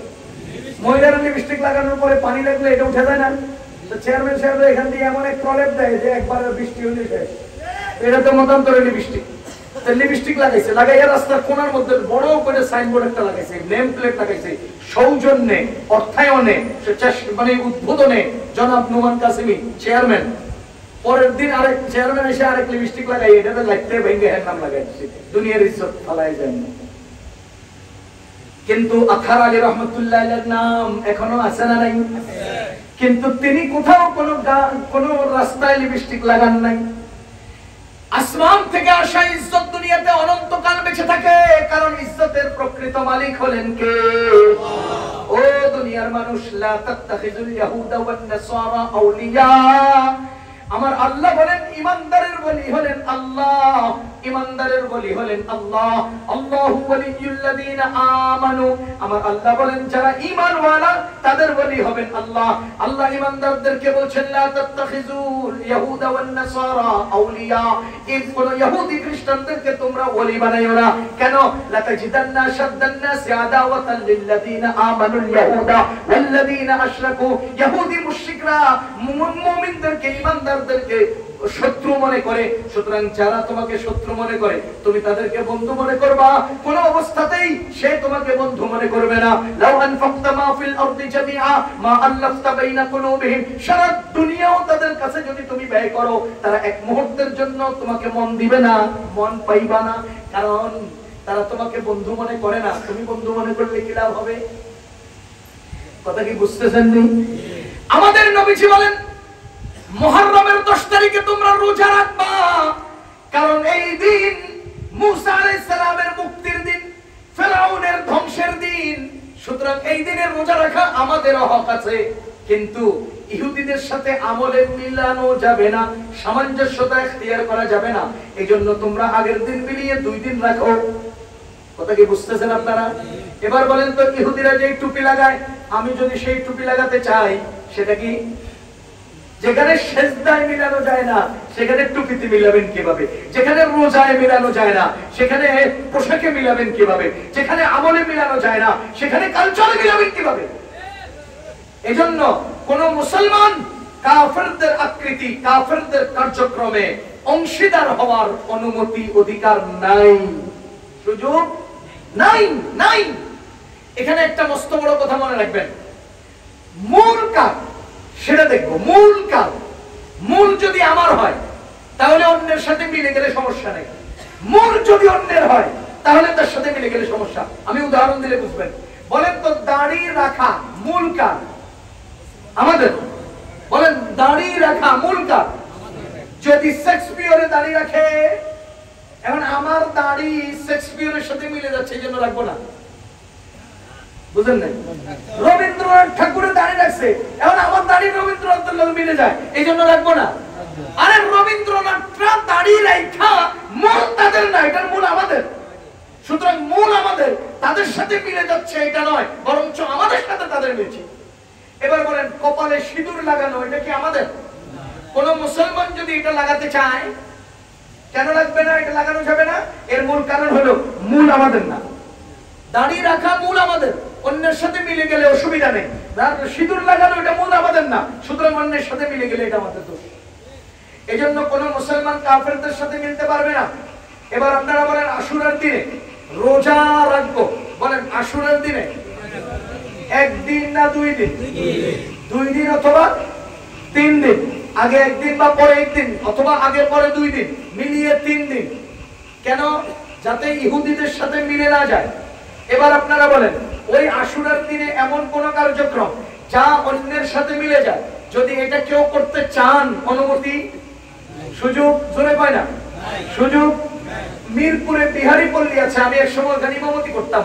ওখানে এখনো পর্যন্ত প্রতি বছর বিশাল সুন্দর করে একটা বিভিন্ন অফিস তৈরি করে। এই অফিসগুলোর উপর দিয়ে লেখা থাকে হাসনাইনের আস্তানা, আস্তানায়ে হাসনাইন। হাসান হোসেন রাদিয়াল্লাহু তাআলা আনহুমা দুইজনের নামে এরা আস্তানায়ে হাসনাইন বানাইছে। এরপরে ওখানে ঘোড়া নিয়ে আসে, এই ঘোড়াটার পায়ের নিচ থেকে সামান্য মাটি লয়, ওই মাটিগুলো এরা খায়, মাটিগুলো এরা বুকে লাগায়, মাটিগুলো এরা মাথায় লাগায়, মাটিগুলো এলাকার মধ্যে ঘরের মধ্যে বরকতের জন্য ছড়ায়। সমস্ত অন্যায় এবং ইসলামী দৃষ্টিকোণ থেকে গুনাহ এবং হারাম। এসব কাজ কি? হারাম। এবার আপনারা বলেন, আজকে শিয়ারা তাদের নিজস্ব একটা প্রথা পদ্ধতি আবিষ্কার করেছে। তারা রশির আগায় ছুরি লাগায় অথবা ছুরি বেঁধে পিঠের মধ্যে হায় হাসান হায় হোসেন বলে আঘাত করে। ও মুসলমান আল্লাহর বান্দাগণ, আল্লাহর কসম করে বলছি, এই জাতীয় কার্যক্রম কোন মুসলমানের কালচার হতে পারে না। এই সমস্ত তাজিয়া অনুষ্ঠানে কোন মুসলমান সংযুক্ত হতে পারে না। শিয়াদের এই সমস্ত কার্যক্রমে কোন মুসলমান যুক্ত হলে আল্লাহ বলেন, ওয়ামাইয়াতাওয়াল্লাহুম মিনকুম ফাইন্নাহু মিনহুম। নবীজি বলেন, মান তাশাব্বাহা বিকাওমিন ফাহুয়া মিনহুম। যদি কেউ এদের দলভুক্ত হয়ে মিলিত হয়, তাহলে তারা তিরস্কৃত হবে এবং তাদেরই দলে অন্তর্ভুক্ত হবে। এগুলো হলো বাড়াবাড়ি। বলেন এগুলো কি? বাড়াবাড়ি। বলেন এগুলো কি? বাড়াবাড়ি। আবার বলেন তো এগুলো কি? আচ্ছা, এটা বোঝার জন্য উদাহরণ দেই। চট্টগ্রামে এক লোক, আমাদের বিগত ফ্যাসিস্ট ক্ষমতাসীনদের প্রধানমন্ত্রী, এই মহিলা ফেরাউনের নিজের প্রতি আকৃষ্ট করার জন্য রশির আগায় লোহার কি বলে চিকন চিকন টিন লাগাইছে, লাগাইয়া পিঠের উপরে আঘাত করছে। Hi Mujib, hi Mujib. দেখছেন না এটা? ইউটিউবে খুঁজে দেখেন, হাই মুজিব, হাই মুজিব। চট্টগ্রামের এক এমপি সাহেব, তিনি রশি ঢাকার মধ্যে এরকম লোহা লাগাইছে, লাগাইয়া বেশ কয়েকজন মিলে পিঠের মধ্যে আঘাত করে, হাই মুজিব, হাই মুজিব। এটা কি নিয়ম না বাড়াবাড়ি? শেখ হাসিনা যদি কইতো বাহ বাহ পালা করছস, এরপরের মাস থেকে শুরু হয়ে যেত, এরপরের বছর প্রত্যেক 15 আগস্টে হাই মুজিব, হাই মুজিব শুরু হয়ে যেত। কিন্তু হাসিনা প্রশ্রয় দেয় নাই, এই জন্য এটা কার্যক্রম শুরু হয় নাই। আর শিয়ারা এরকমই একটা হাই হাসান হাই হোসেন শুরু করছে, তৎকালীন সময়ের বাদশারা এটাকে প্রশ্রয় দিয়েছে, এরপর থেকে এটা একটা নীতিতে পরিণত হয়েছে। কথা কি বুঝতেছেন? এগুলো বাড়াবাড়ি, মানুষের বানানো। এজন্য কোন মুসলমান এই সমস্ত আয়োজনে যেতে পারবেন না, হারাম। আরে যেখানে রোজা রাখার বেলায় তাদের সাথে যুক্ত হওয়া যায় না, সেখানে অন্যান্য কার্যক্রমে তাদের মতো হয়ে তাদের সাথে যুক্ত হওয়ার কোনো সুযোগ নাই। যদি আপনার এই অঞ্চলে কেউ করে, অথবা বাংলাদেশের পুরো চৌহদ্দির মাঝে কেউ করে, অথবা সারা পৃথিবী জুড়ে এর মধ্যে কেউ যুক্ত হয়, আল্লাহর কসম করে বলছি, এটা মুসলমানের কার্যক্রম নয়। যিনি করবে তিনি অমুসলিমদের কার্যক্রমের সাথে যুক্ত হওয়ার ফলশ্রুতিতে তাদেরই দলভুক্ত করতে হবে। এটা আল্লাহ বলে দিয়েছেন, নবীজি নিজে বলে দিয়েছেন। আর আপনি যদি কোন যে অসুবিধা কি, আমরা করলে আমরা কি খারাপ করতেছে নাকি? আমরা কি খারাপ করতেছে নাকি? ভালো, সব ভালো ভালো নয়। বলেন ভালো সব ভালো ভালো নয়। ভালো হইলেই নিয়মতান্ত্রিক ভালোকে ভালো বলা হয়, অনিয়মতান্ত্রিক কোনো ভালো কি নয়, ভালো নয়। উদাহরণ দিলে বুঝবেন। বলেন তো, ইসলামে কয়টা বিয়ের অনুমতি আছে? 4টা। বলেন একত্রে কয়টা বিয়ের অনুমতি আছে? 4টা।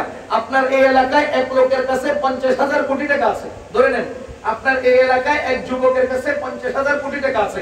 এই এলাকার ওই যুবক চারিদিকে তদন্ত করে দেখলো এলাকার মধ্যে 50 জন লোক মহিলার বিয়ে হচ্ছে না, 50 জন মহিলার বিয়ে হচ্ছে না। তো সে চিন্তা করলো 50,000 কোটি টাকা আমার কাছে আছে, আমি 50টা মহিলাকে বিয়ে করি। বিয়ে করার পরে 50টা বাড়ি করে দিয়েছে, 50টা বাড়ির নিচে আবার 50টা মার্কেট করে দিয়েছে। তাদের প্রত্যেককে স্বাচ্ছন্দ্যে বসবাসের জন্য যাবতীয় আয় ইনকামের রাস্তা করে বসবাসের খরপোশ দিয়ে, এরপরে তাদেরকে খেতাবালি সব কিছু করে দিয়ে, ঘর করে দিয়ে 50টার বিয়ে করে এই এলাকা 50টা মহিলাকে এস্টাবলিশ করে দিয়েছে। বলেন তো এর চেয়ে সুন্দর ভালো আর কি কাম হতে পারে? হ্যাঁ, আপনারা বুঝেন নাই? 50,000 কোটি টাকা আছে, 50টা অসহায় মহিলার বিয়ে হচ্ছে না, থাকার জায়গা নেই, খাওয়ার জায়গা নেই, বিয়ে কইরা 50টার বাড়ি করে দিলাম, এত সুন্দর মার্কেট করে দিলাম, বিশাল বিশাল বিল্ডিং করে দিলাম, অসুবিধা কি? এর চেয়ে সুন্দর ভালোটা আমার কি হতে পারে? ইনসাফের সাথে বলেন, এটা কি ভালো কাজ বলা হয়?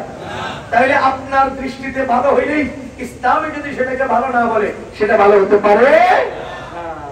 আপনি বলেন আমি তো আল্লাহর রাসূলকে মহব্বত কইরা জমিনের মাটি মাথায় লাগাইছি, কোন ইতিহাসে আছে, শরীয়তে আছে, বা হাদিসে আছে, না কোন রিওয়ায়াতে আছে? নাই। তাহলে আপনি এই মাটি মাথায় লাগাই যাই আমাদের নবীজির ভালোবাসা প্রদর্শন, এটা ইসলাম হতে পারে না। সুতরাং হাই হাসান হাই হোসেন এটা শরীয়তের কোন কিতাবের হাসিয়া দ্বারাও প্রমাণিত নয়। এই সমস্ত তাজিয়া অনুষ্ঠানে অন্তর্ভুক্ত হওয়া কিতাবের কোন দূরবর্তী কোন রিওয়ায়াত দ্বারাও সাব্যস্ত নাই। সুতরাং যারাই আবিষ্কার করেছেন আহলে বাইতের প্রতি মহব্বত প্রদর্শনের নাম দিয়া আপনি ভালো করতে গিয়া মন্দ করছেন। সব ভালো ভালো নয়, কথা কি বুঝতেছেন না আপনারা?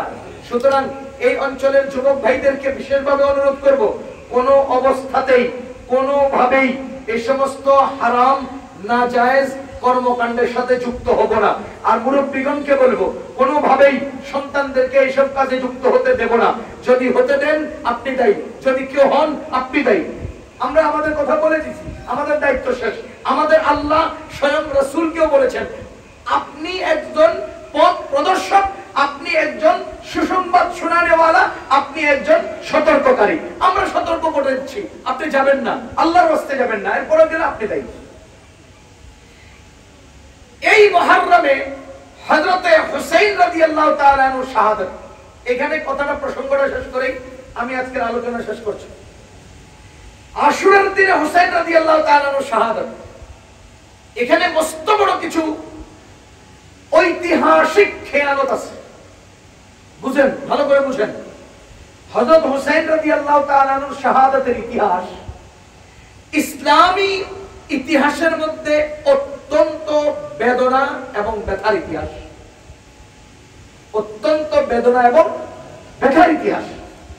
মজার বিষয় হলো ইতিহাস বর্ণনার মাধ্যমে, ভাষার উপস্থাপনের মাধ্যমে কারো প্রতি অতিরিক্ত অনুরাগী হওয়া যায়, কারো প্রতি অতিরিক্ত ঘৃণা এবং ক্ষোভ প্রদর্শন করা যায় আমার উপস্থাপনার মাধ্যমে। মনে করেন আমি হুজুরের সাথে ওনার উপরে জুলুম করবো, মারবো, কিলাবো, পিটাবো। এখন যদি ওনারা আমি ধরতে হয়, মারতে হয়, তা উনি বুজুর্গ মানুষ একথা কয়ে পিটাইলে আপনারা আমার ধরবেন না। বুজুর্গ মানুষ বইলে পিটাইতে গেলে এটা কি আপনারা দিবেন? আর যদি আমি চোর ডাকাই আমি পিটাইতে চাইলে আপনারা আমার লগে পিটাবেন না। এই জন্য গত 15 বছরের সরকার আমাদের আলেমদেরকে গ্রেফতার করার আগে দিয়ে জঙ্গি কইছে। কেন জঙ্গি কইছে? বুজুর্গ কইয়া তো গ্রেফতার করা যাবে না, এই জন্য জঙ্গি করে গ্রেফতার করছে। আগে মানুষের আন্তরিকভাবে মনের মধ্যে এক ধরনের ঘৃণা তৈরি করেছে। এই জঙ্গিরা কারা, জঙ্গি কি জিনিস, ইসলামের বিরুদ্ধে চলন করার জন্য, আলেমদেরকে পরিস্থিতি স্বীকার করার জন্য প্রথমে জঙ্গি জঙ্গি জঙ্গি জঙ্গি শব্দটা মানুষের মধ্যে ঢুকাইছে। এরপরে মানুষের অন্তরে আলেমদের প্রতি যে একটা স্পৃহা, আগ্রহ, এই আগ্রহটাকে বিদূরিত করেছে। এরপরে তাদেরকে গ্রেফতার করেছে। কেন? যদি তারা বুজুর্গ হয়ে গ্রেফতার করতে যায়, এলাকার সবাই মিলে না আমি গ্রেফতার করতে দিব না। বুঝলেন নাই? তাহলে ভাষার মাধ্যমে মানুষের অন্তরে মহব্বত তৈরি করা যায়, ভাষার মাধ্যমে মানুষের অন্তরে আরেকজনের প্রতি ঘৃণা তৈরি করা যায়। এখন আসেন, ঐতিহাসিক ভাবে হযরত হুসাইন রাদিয়াল্লাহু তাআলা আনহু শাহাদাতের ঘটনাটাকে এমন ভাবে উপস্থাপন করা হয়েছে, এই উপস্থাপনের মাধ্যমে হুসাইন রাদিয়াল্লাহু তাআলা আনহুর প্রতি অতিরিক্ত অনুরাগ এবং ভালোবাসা তৈরি করে বিপরীত পক্ষে ইসলামের ইতিহাসের অন্যতম একজন পুরোধা ব্যক্তিত্ব হযরত মুআবিয়া রাদিয়াল্লাহু তাআলা আনহুর ছেলে ইয়াজিদের প্রতি ভীষণভাবে ঘৃণা ছড়ানো হয়েছে। এখানে খেয়ানত হয়েছে। আমি আপনাকে দুই একটা প্রশ্ন করব, দুই একটা প্রশ্নের সঠিক জবাব যদি দিতে পারেন তো উত্তর খুঁজে ফেলবেন।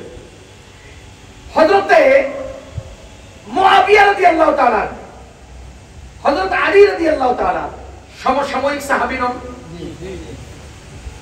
হযরতে ওসমান রাদিয়াল্লাহু তাআলা, হযরত আবু বকর ওমর রাদিয়াল্লাহু তাআলা সমসাময়িক সাহাবী নন? আপনারা বুঝতেছেন? আচ্ছা, ওসমান রাদিয়াল্লাহু তাআলা আনহু, আলী রাদিয়াল্লাহু তাআলা আনহু ছেলে হাসান হুসাইন, ওমর রাদিয়াল্লাহু তাআলা আনহু ছেলে আব্দুল্লাহ ইবনে ওমর আবু বকর রাদিয়াল্লাহু তাআলা আনহুর ছেলে মুহাম্মদ ইবনে আবু বকর অথবা আব্দুর রহমান আব্দুল্লাহ ইবনে আবু বকর, মুআবিয়ার ছেলে ইয়াজিদ সমসাময়িক নয়? আপনারা কি বুঝতেছেন? মুআবিয়ার ছেলে ইয়াজিদ, আলীর ছেলে হাসান হুসাইন, ওমরের ছেলে আব্দুল্লাহ, আবু বকরের ছেলে মুহাম্মদ অথবা আব্দুল্লাহ ইবনে আবু বকর, ইনারা সবাই কি সমসাময়িক নন? একই ক্যাটাগরি। আচ্ছা, এবার আপনারা বলেন, হুসাইনের প্রতি ভালোবাসা প্রদর্শন করতে গিয়ে আক্রান্ত মানুষটার প্রতি অতিরিক্ত মহব্বত প্রদর্শন করতে গিয়ে সমসাময়িক আরেকজন সাহাবীর প্রতি ঘৃণা তৈরি করার সুযোগ আছে? সুযোগ নাই।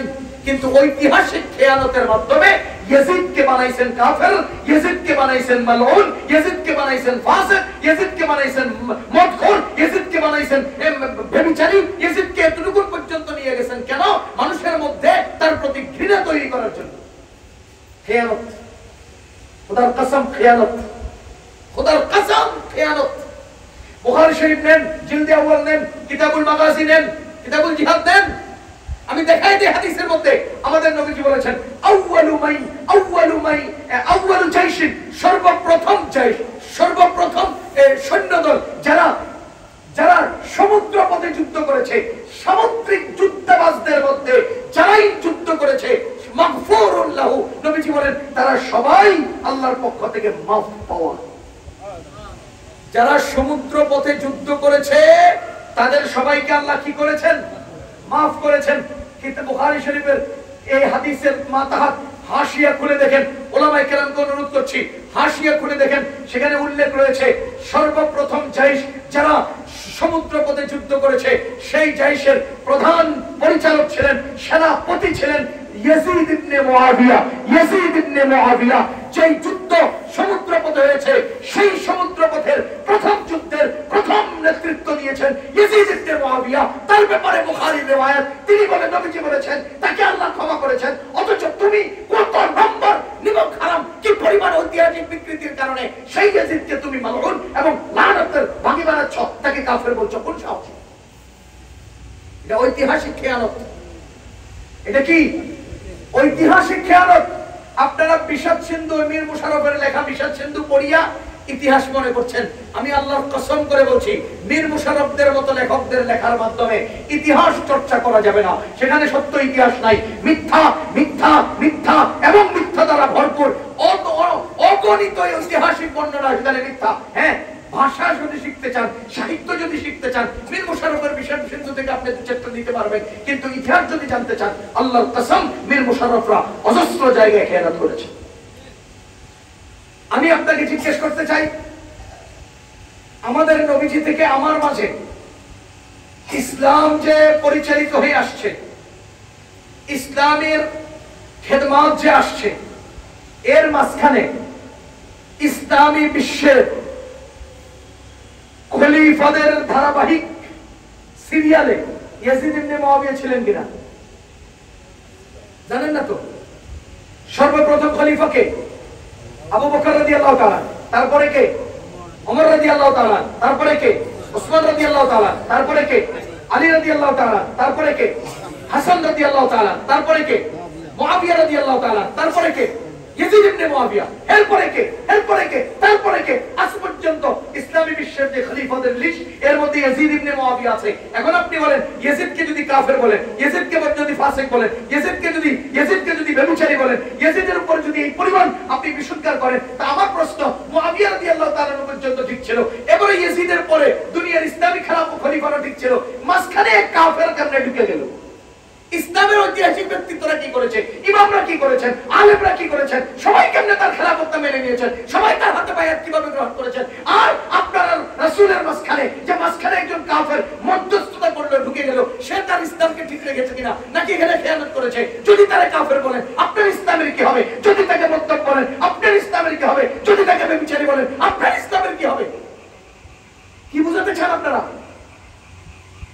ও মুসলমান, বুঝেন, ইয়াজিদ কে হুসাইন রাদিয়াল্লাহু তাআলা এর মুকাবিল বানাইয়া হুসাইন কে জায়গায় এনেছেন, ইয়াজিদ কে উৎখাত করেছেন। কিন্তু এই উৎখাতের মাধ্যমে যে আপনার ইসলাম উৎখাত হয়ে যাচ্ছে, এই খবর আপনার নাই।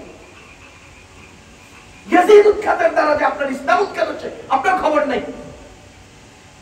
সে বলতে চায় কি দেখেন, ওইদিনে বক্তব্যের মধ্যে শুনছি যে ইয়াজিদ বাহিনী মদিনায় অগণিত হাজার হাজার, কোন বর্ণনা আসছে 30,000 মহিলাদের সাথে অবৈধ কর্ম করেছে, এর মাধ্যমে অবৈধ সন্তানের জন্ম হয়েছে। জোরে কোন নাউজুবিল্লাহ। আমার আকল এটা কবুল করে না। ইয়াজিদ বাহিনী মদিনায় অগণিত মহিলাদের, সাহাবাদের মেয়েদের, সাহাবাদের স্ত্রীদের সাথে অবৈধ অত্যাচার করেছে, ব্যভিচার করেছে, সেখান থেকে অবৈধ সন্তান হয়েছে। তারাই যুগ যুগে বড় আলেম হয়েছে, তারাই বড় বড় মুহাদ্দিস হয়েছে, তারাই আপনার কাছে হাদিস আনছে। আপনারা অবৈধ সন্তানের মাধ্যমে ইসলাম পাইছেন, কি বুঝাতে চান? ইসলামের জায়গা পান না। হুসাইনকে বর্ণনা দিতে গিয়া ইয়াজিদকে ধ্বংস করতে গিয়ে আপনার ইসলাম যে ধ্বংস হয়ে যাচ্ছে, নিজের লুঙ্গি যে উড়ে ফেলতেছেন তো খবর নেই। কথা কি বুঝতেছেন আপনারা? সুতরাং রাসূল সাল্লাল্লাহু আলাইহি ওয়াসাল্লামের একজন স্ত্রী ছিলেন যার নাম উম্মে সালামা, যার বাবার নাম আবু সুফিয়ান, যার ভাইয়ের নাম মুআবিয়া। নবীজির স্ত্রী আমাদের মা, আমাদের আম্মা জানের ভাই মুআবিয়া, আমাদের নবীজির শ্যালক। আবু সুফিয়ান নবীজির শ্বশুর, মুআবিয়া নবীজির শ্যালক, ইয়াজিদ নবীজির শ্যালক পুত্র। আপনি কারা আঘাত করছেন? এই আঘাত কোথায় গিয়ে লাগতেছে বুঝেন না?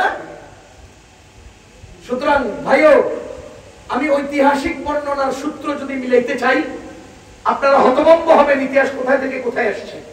শুধু আমি এতটুকুন বলবো, আজকে আমার কথা শেষ।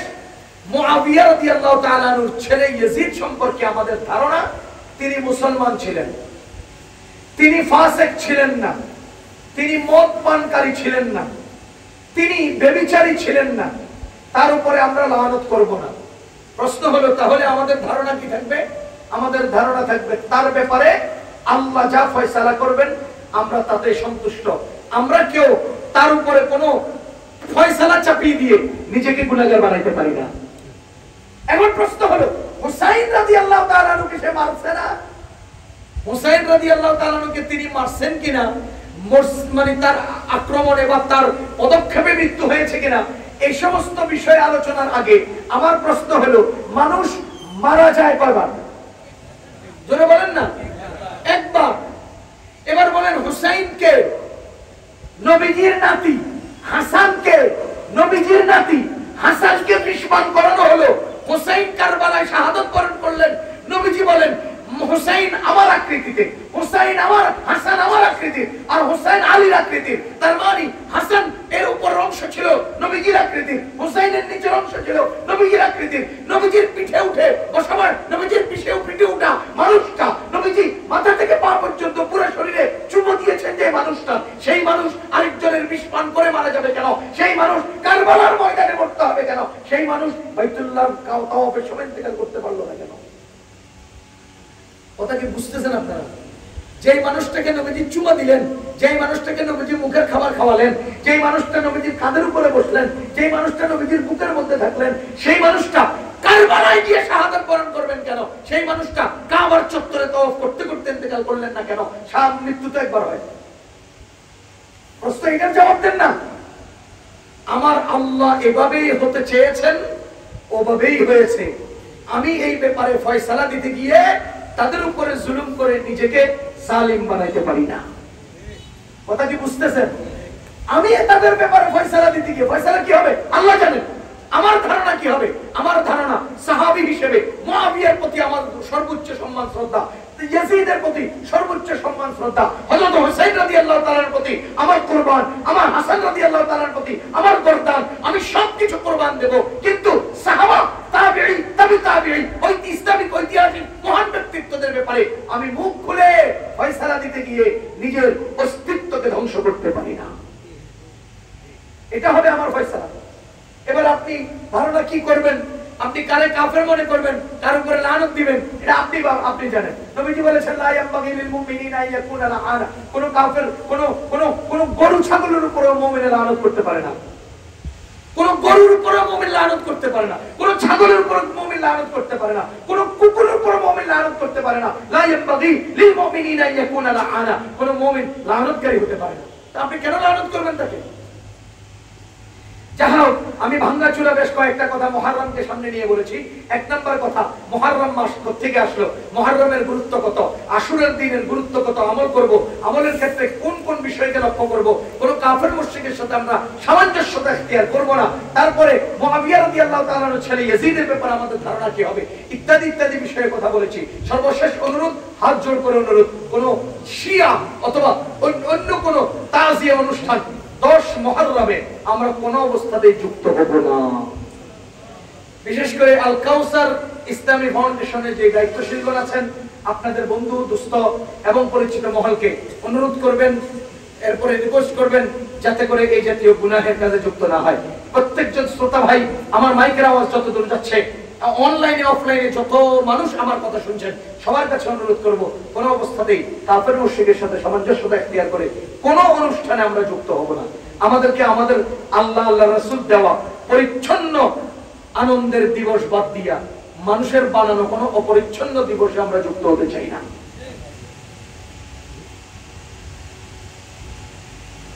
আল্লাহ তাআলা আমাদেরকে সহিহ বুঝ দান করুন। আল্লাহ আমাদেরকে সহিহ বুঝ দান করুন। আবার বলি, আল্লাহ আমাদেরকে সহিহ বুঝ দান করুন। অনেক বুঝানো হয়, এরপরে বুঝে না। আচ্ছা, বুঝানোর দায়িত্ব কি আমার? এই জন্য আমরা বললাম আল্লাহ বুঝ দান করুন। এরপরে কি বলা যায়? এরপরে কি বলা যায়? বাদশা ঘোষণা দিছে, আমার 2-2-4 কেউ যদি আমার এটা বুঝাই দিতে পারে, আমি আমার মা বিক্রি করে দেব। 2-2-4 যদি কেউ বুঝাই দিতে পারে। আচ্ছা, আপনারা বলেন তো 2-2 কত? আমার বুঝাই দেন।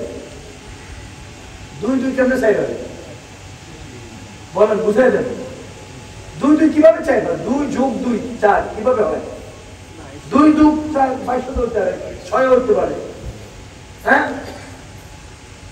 2-2 হতে পারে, মাঝখানে যোগ দিচ্ছেন না তো, 2 আলাদা 2 আলাদা, 4 কেমনে হয়?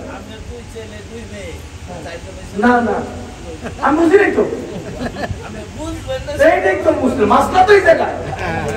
আমি বুঝতাম না তো। আপনি যদি আসমান আর জমিন ফাটাই দেন তাও তো বুঝতাম না। আমি কবে বিক্রি করবো, আমি কবে কি করবো, এই বাস্তা হইল এই জায়গায়। অকাট্য দলিল প্রমাণের দ্বারাও যদি আপনাকে বললে আপনি না বুঝেন, তো এটা কার দোষ? হুজুর বলতেছে বুঝে বুঝে না, তা না বুঝলে দোষ কার? 2-2-4 বুঝে আছে, হ্যাঁ দোয়া করতে হবে, আল্লাহ 2-2-4 মানুষ করে বুঝে দেন। এছাড়া কি করবেন? আল্লাহ, কাফের মুশরিকের কোন কার্যক্রমে আমরা যেতে চাই না, যাব না। এটা আমাদের জন্য গুনাহ। কারণ তাদের সাথে যদি আমরা যাই, তাদের দলে যদি যুক্ত হয়ে যাই, তবে তো দুনিয়াও শেষ, আখিরাতও শেষ। আমি যদি ওই 3টায় সকালবেলা দরজা লাগাইয়া ঘুমাই, অথবা শুয়ে শুয়ে মোবাইল টিপি, অথবা আমার ছেলে মেয়েদেরকে নিয়ে সময় দেই, তাহলে তো আমার দিনটা শেষ হয়ে যাবে, পার হয়ে যাবে। অন্তত আমি ওই জাতীয় গুনাহে তো যুক্ত হলাম না। আমি দরজা লাগাই দিই না, অসুবিধা কি? আমি নিজের আঙ্গিকে অঙ্গনে থাকি না, অসুবিধা কি? কেন আমি আরেকজনের অঙ্গনে যাব? আমার আখিরাত কেন নষ্ট করবো? আমার দুনিয়া কেন ধ্বংস করবো? আল্লাহ আমাদেরকে সহিহ বুঝ দান করুন। সুবহানাল্লাহি ওয়া বিহামদিহি।